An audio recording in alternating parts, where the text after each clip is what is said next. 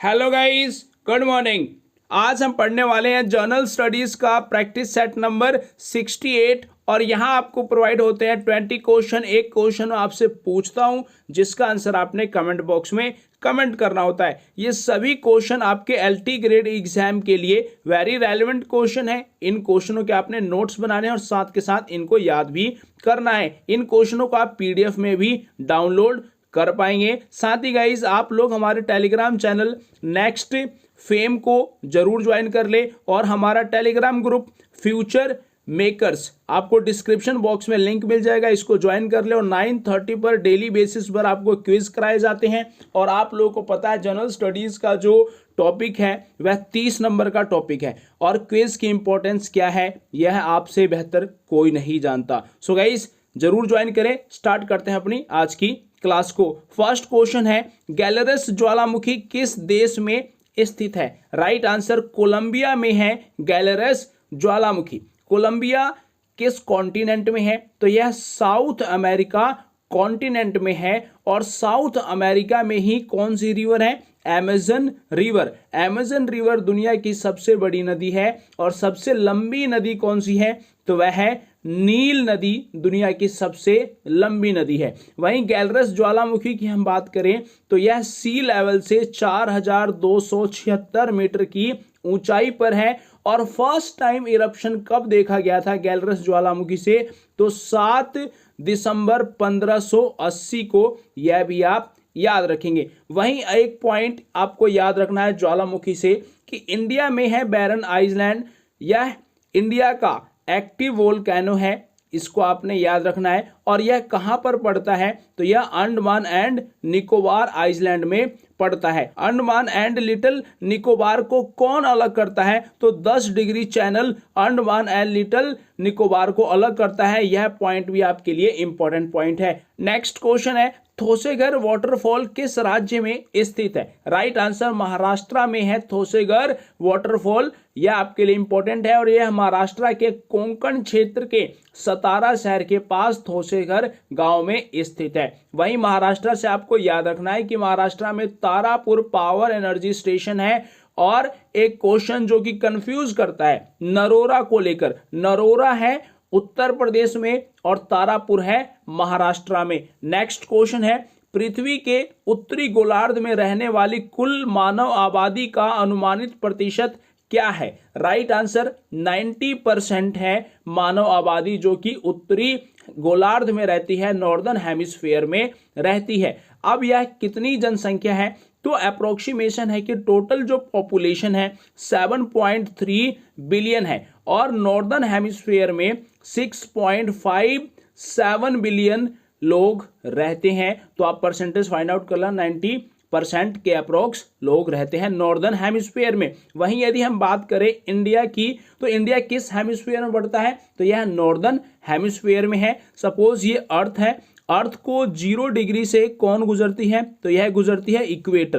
Clear है? इसके ऊपर 23.5 क्या है? Tropic of cancer. देन उसके बाद आर्कटिक सर्कल है। अगर हम डाउनवर्ड आए साउदर्न हेमिस्फीयर में तो यहाँ क्या है? ट्रॉपिक ऑफ कैप्रिकॉर्न और नीचे अंटार्कटिक सर्कल है। यह आपके लिए इंपॉर्टेंट है। नेक्स्ट क्वेश्चन है, खानवा का युद्ध किसके बीच हुआ था? राइट आंसर बाबर और राणा सांगा के बीच खानवा का युद्ध 1527 में हुआ था। यहां पर बाबर विजयी रहता है और राणा सांगा की हार होती है। बाबर जब भारत में आया तो उसने 4 युद्ध लड़े। कौन कौन से युद्ध लड़े? पानीपत का पहला युद्ध, खानवा का युद्ध, चंदेरी का युद्ध और घाघरा का युद्ध। इसको याद करने का एक ट्रिक भी है। बाबर आया, पानी पिया, खाना खाया, चप्पल पहनकर घर गया। पानी पिया से क्या याद रखना है? पानीपत का युद्ध। खाना खाया, खानवा का युद्ध, चप्पल पहनकर, इससे क्या याद रखना है? चंदेरी का युद्ध। और घर गया, घाघरा का युद्ध। क्लियर है? तो बाबर और राणा सांगा के बीच जो युद्ध हुआ 1527 में,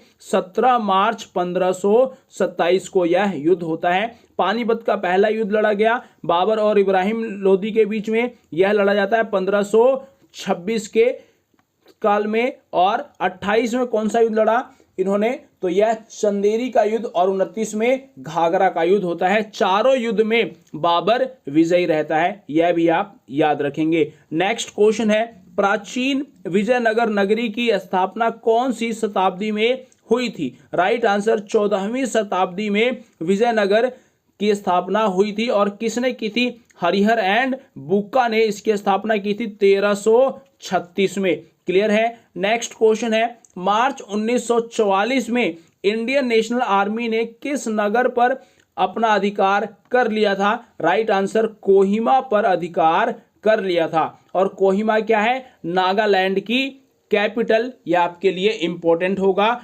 वहीं एक क्वेश्चन और याद रखना है यहां से कि दिल्ली चलो का नारा किसने दिया था? सुभाष चंद्र बोस ने। जय हिंद का नारा सुभाष चंद्र बोस ने।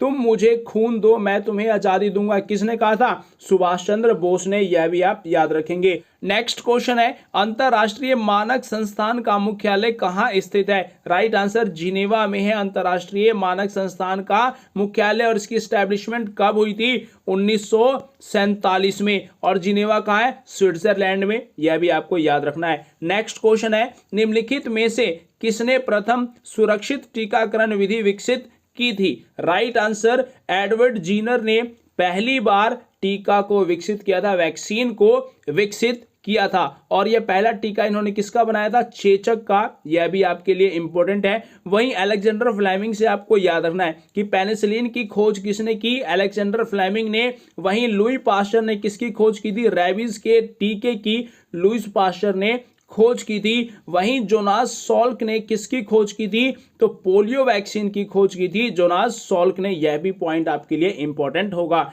नेक्स्ट क्वेश्चन है, किस मुगल सम्राट ने जामा मस्जिद का निर्माण करवाया था? राइट आंसर शाहजहां ने जामा मस्जिद का निर्माण करवाया था। और इसकी नींव कब रखी गई? 19 अक्टूबर 1650 को इसकी नींव रखी जाती है। और 1659 को जामा मस्जिद बनकर तैयार हो जाता है। भारत का सबसे बड़ा मस्जिद कौन सा है? तो वह है जामा मस्जिद। और एक कहां पर है? दिल्ली में। यह पॉइंट भी आपके लिए इंपॉर्टेंट होगा। शाहजहां ने लाल किले का निर्माण भी करवाया। और ताजमहल भी किसने बनवाया है? शाहजहां ने। नेक्स्ट क्वेश्चन है, नादिर शाह ने किसके शासन काल के दौरान दिल्ली पर आक्रमण किया था? राइट आंसर मोहम्मद शाह के शासनकाल के दौरान नादिर शाह ने दिल्ली पर आक्रमण किया था। और यह मयूर सिंहासन को लूटकर लेकर चला गया था। और यह कब आक्रमण करता है? 1739 में। नादिर शाह को रंगीला के नाम से भी जाना जाता है। यह पॉइंट भी याद रखेंगे।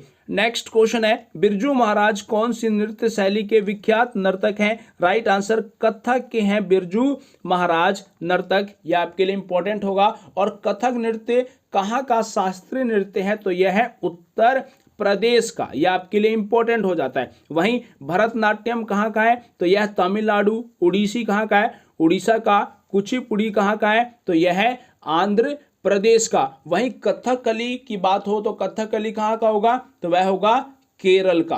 क्लियर है। नेक्स्ट क्वेश्चन है, अंकलेश्वर निम्नलिखित में से किसके लिए प्रसिद्ध है? राइट आंसर रासायनिक उद्योग यानी कि केमिकल इंडस्ट्रीज के लिए फेमस है अंकलेश्वर। और यह कहां पर पड़ता है? तो यह गुजरात में है। इसको आप डायरेक्ट याद रखेंगे। नेक्स्ट क्वेश्चन है, सूर्य में कौन से तत्व विद्यमान होते हैं? राइट आंसर हाइड्रोजन और हीलियम प्रेजेंट होते हैं सन में। यह आपके लिए इंपॉर्टेंट है। और सन में कौन सा रिएक्शन होता है? तो वह होता है न्यूक्लियर फ्यूजन। यह भी आप याद रखेंगे। और सन के सरफेस का टेम्परेचर कितना है? तो 6000 डिग्री सेल्सियस। नेक्स्ट क्वेश्चन है, औरंगजेब की मृत्यु कहां हुई थी? राइट आंसर अहमदनगर में औरंगजेब की मृत्यु हुई थी 1707 में। और अहमदनगर कहां है? महाराष्ट्र में। बाद में इन्हें महाराष्ट्र के औरंगाबाद जिले के खुलदाबाद में दफनाया गया। इसे भी आपने याद रखना है। और इनका शासनकाल कब से कब तक रहता है? 1658 से लेकर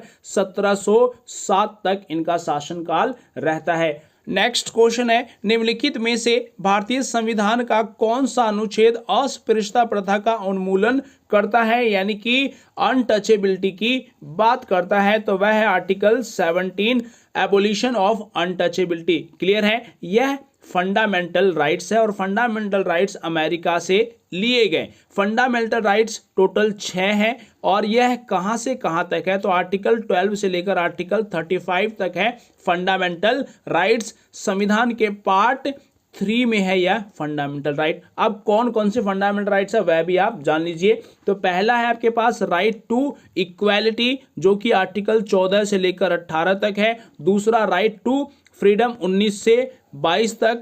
थर्ड है राइट अगेंस्ट एक्सप्लॉयटेशन, यह आपके पास 23 से लेकर 24 तक। Fourth right to freedom of religion, यह है 25 से लेकर 28 तक।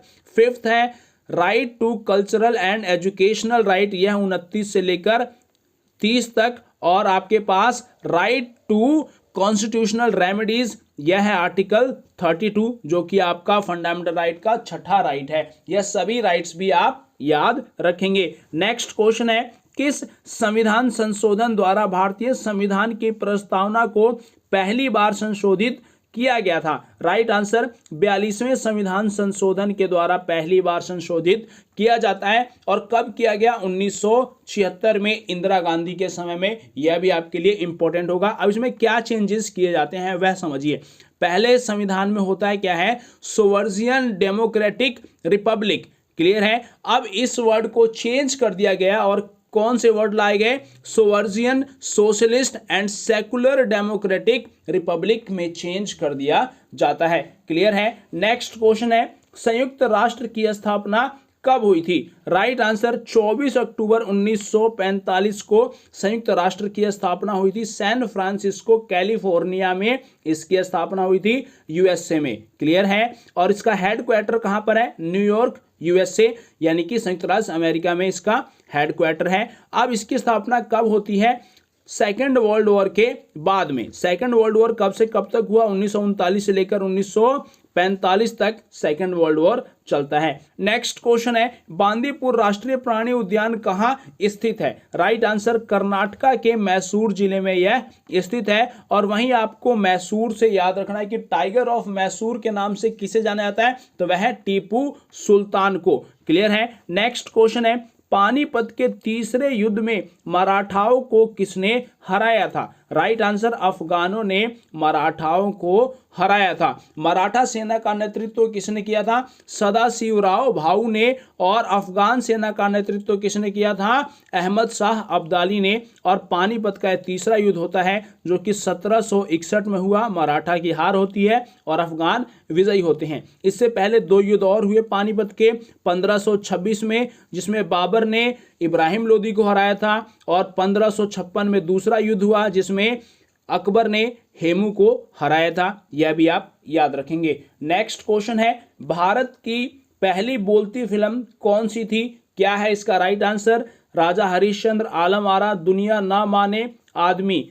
आपने कमेंट बॉक्स में कमेंट करना है। नेक्स्ट क्वेश्चन जिसे मैंने आपसे लास्ट क्लास में पूछा था, सर्वोच्च न्यायालय की स्थापना किस एक्ट के तहत हुई थी? राइट आंसर रेगुलेटिंग एक्ट के तहत इसकी स्थापना हुई थी। और रेगुलेटिंग एक्ट कब आया था? 1773 में आया था। और सर्वोच्च न्यायालय की स्थापना कब होती है? तो यह हुई 26 जुलाई 1774 को कोलकाता में इसकी स्थापना हुई थी। एक ही न्यायालय, तो वही सर्वोच्च होगा, क्लियर है। और पहले इसके जो चीफ जज होते हैं वह कौन होता है? एलिजा एम्पे। और 3 जज और थे, चैम्बर्स, लिमेंस्टर और हाइड। इसको भी आपने याद रखना है। सो गाइज, ये थे जनरल स्टडीज 68 के वेरी इंपॉर्टेंट क्वेश्चन। इन क्वेश्चनों को आपने याद करना है क्योंकि आपके अल्टीग्रेड में वेरी हेल्पफुल होने वाले हैं। So guys, best of luck, share and subscribe. Next fame, thank you very much.